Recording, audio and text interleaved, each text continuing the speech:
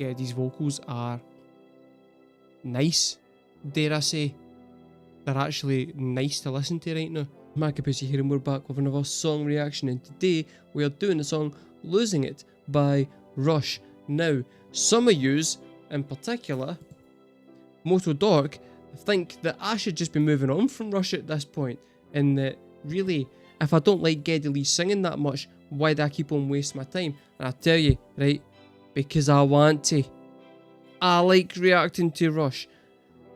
Yous need to understand this is a parasocial relationship where yous come in and yous give me shit, and that just fuels me into doing more Rush reactions.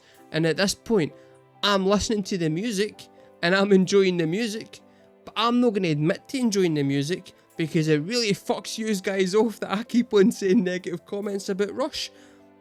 Yous guys single-handedly, this video, by the time this video comes out, is going to be coming out after we did the prog party, after I've went and done 21-12 against Close to the Edge, and you want to know a secret? Yous guys lost that. And I don't mean Rush lost that, I mean yous guys lost that for Rush, because your attitude fucking sucks.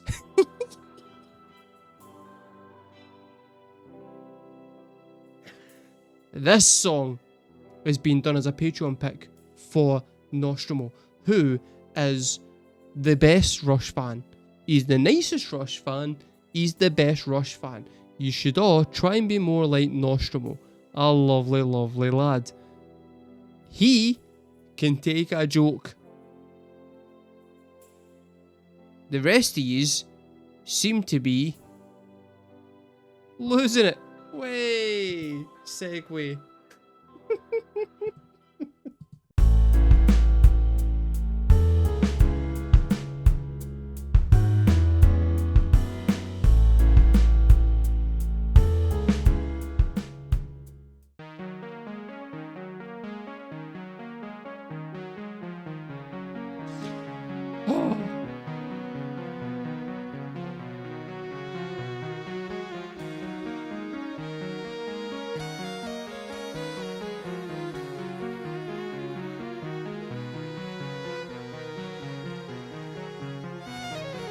Dancer slows a frantic pace in pain and desperation. Her aching limbs and downcast face aglow with perspiration.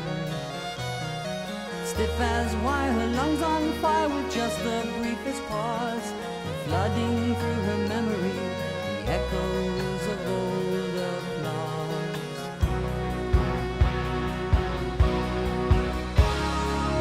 And she limps across the floor and closes her bedroom door.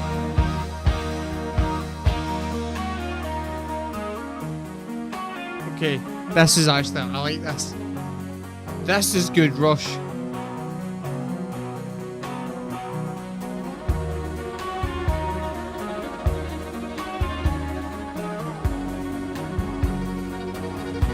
You know what I'm actually really liking about this? The subtlety of everything. Like, it's not just, here's a hard rock riff and we're all going to go fucking mental for the entire song and it's just going to be complex for the sake of complex. The timing is extremely complex, and the syncopation of the singing within that is also extremely complex, but the actual instrumentation is subtle. It's some of that's actually trickier. See if you're doing like a riff in 7/8 timing, it's easier if the riff is 7 notes that go in time with the beat. Then it's easier to do that because you can just go 1, 2, 3, 4, 5, 6, 7 and just repeat. But if you're doing like a note on like the first and then the fifth and then changing back to the first again on like this after on the 8th note, on the 8th beat, it's much harder to keep that kind of time going if you're just doing subtle, easier things, because there's more space in there for you to then make that mistake. So the drums and the bass playing here are actually as complicated, or in my head actually more complicated than if they were just full out going for it the whole time. Also, I'm liking all the extra synth work and stuff. It seems like they've kind of started to progress beyond just what they can do with their basic instruments that they're used to playing, and they're experimenting a bit more. And also, Geddy's vocals are nice, dare I say. They're actually nice to listen to right now. This is the tone that you should always have been using. This is good. The writer stares with glassy eyes, defies the empty page. It is white, his face is lined and streaked with tears of rage. 30 years ago, how the words would flow with passion and precision. Now his mind is darkened all by sickness and indecision.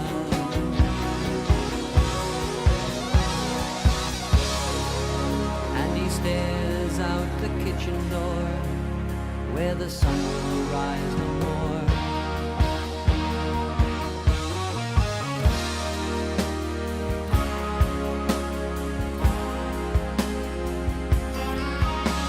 Some are born to move the world, to live their fantasies, but most of us just dream about the things we'd like to be. Sadder still to watch it die than never to have known it. The blind who once could see, the bell tolls for me. Bell tolls for.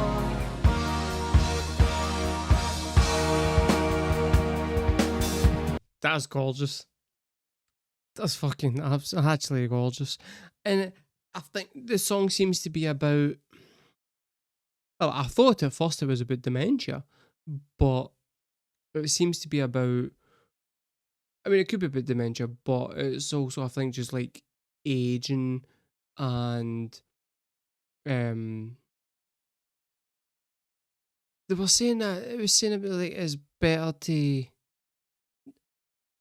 Or it's worse to have gained something and then lost it than to have only ever dreamed about getting it. And I don't know that that's true. Because I feel like if you don't, like, if you don't,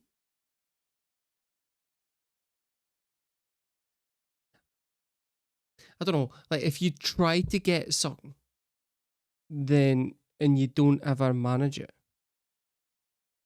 that's one. I think that's worse than managing it and then getting past the point of being able to do it, because at least you had it at one point. You can look back and go, "Oh, I did that," whereas never attempting to get anything, you don't. That, I think that's kind of worse, because that's like a life wasted. You know what I mean? Like if you've got a dream about something and you never attempt it, that's much worse, I think, than you having achieved your dream and then not being able to enjoy it anymore. Because at least you had it at one point. At least you had the fucking balls to go and get it at some point. Whereas if you've just spent your whole life just trudging through it and never actually putting yourself out there in any way, then what was the fucking point?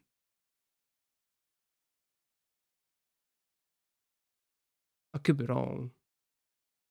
That's how I feel about it. But right, they've done like one sweep of the whole passage of song. It seems like now they're going to go in and like take it up a notch, instrumentation wise and stuff, like, because I feel like Pert at first he was just doing a lot of cymbal work to kind of give it a wee kind of say like fucking flavour in the background, but now he's adding in like snare and stuff to get a bit of drive. So we'll see how the song kicks up a gear from here.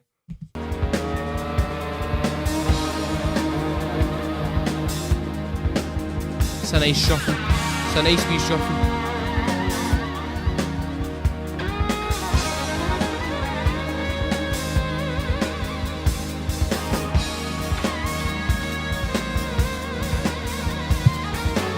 You know what I'm liking, right? Like the guitar work here, it's solos, it's tasteful. Oh, it's quite tastefully done as a song. This is just, it's just really fucking good. None of it seems excessive or like unnecessary. And it's, the vocals are restrained. Everything's just in there for a reason. And it's, yeah. This is good, Rush. It's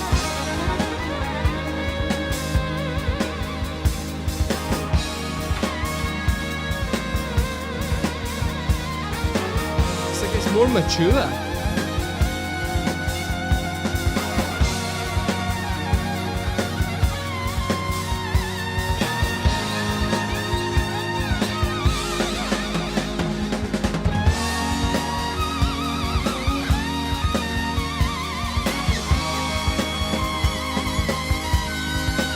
Also, is that a saxophone? With a shit ton of effects on it.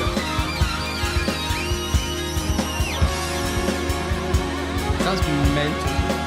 That sounds fucking glorious.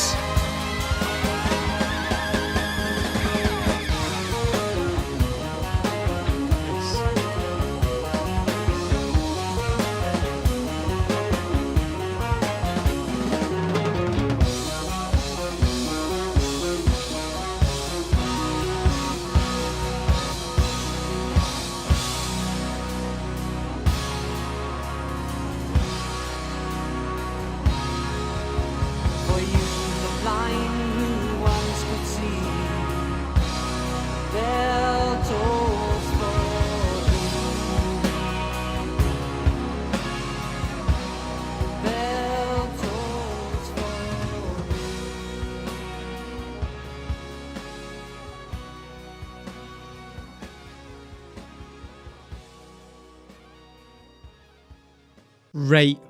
Right, I get it now.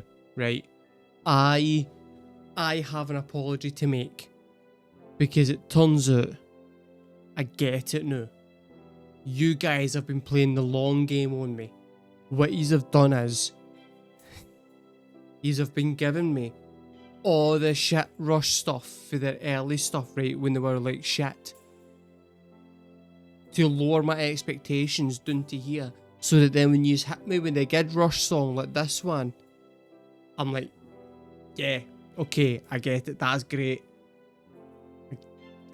I see yous. I see what yous have done.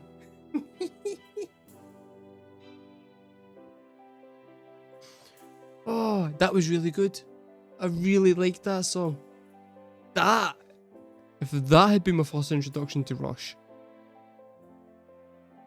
I might have been less combative with you guys in the comments. As it stands, at this point, I'm well aware I've lost the Rush fans, right? They fucking hate me. So this is just for fans of my channel at this point. And that was great. I really liked that. Can we get more of that, please? And by the way, I'm going to keep doing Rush. I'm going to keep doing Rush. But I want more of their 80s stuff, because it turns out their 80s stuff is absolutely chef's kiss. Geddy's vocals have finally matured to the point where they bed in with the fucking music perfectly. There's a maturity to his voice that is just really, really nice to listen to now.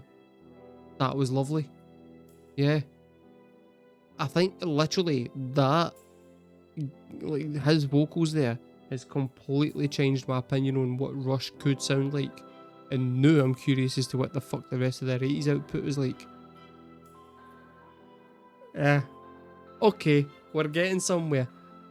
Guys, that was losing it. Losing it by Rush. Let me know in the comments below what other 80s output should I be listening to next, or do you want me to go back to the 70s output instead of laughing at Gary's vocals again? That's also an option. That's in there. That's a choice. Yous make it, no me. I've been markabusi, guys. Thank you very much for watching. Thank you Noshimo for asking for this reaction in the first place. If yous guys want a Patreon request for yourselves, sign up to Patreon at patreon.com/markabusi-reactions. Sign up to the influencer tier and you get early access to every video before it hits YouTube. You know, every video, that'd be absolutely fucking mental. Early access to a bunch of videos before they hit YouTube. You get unedited reactions to some stuff. You get free merchandise sent your way. You get behind the scenes stuff. And you get a free reaction every month of your choice, dedicated to you. No, I don't know about you guys, but to me that sounds fucking cracking. So on you go, patreon.com/markabusi-reactions. Sign the fuck up, shut the fuck up. I've been markabusi. Thank you very much for watching, guys, and I will see you next time.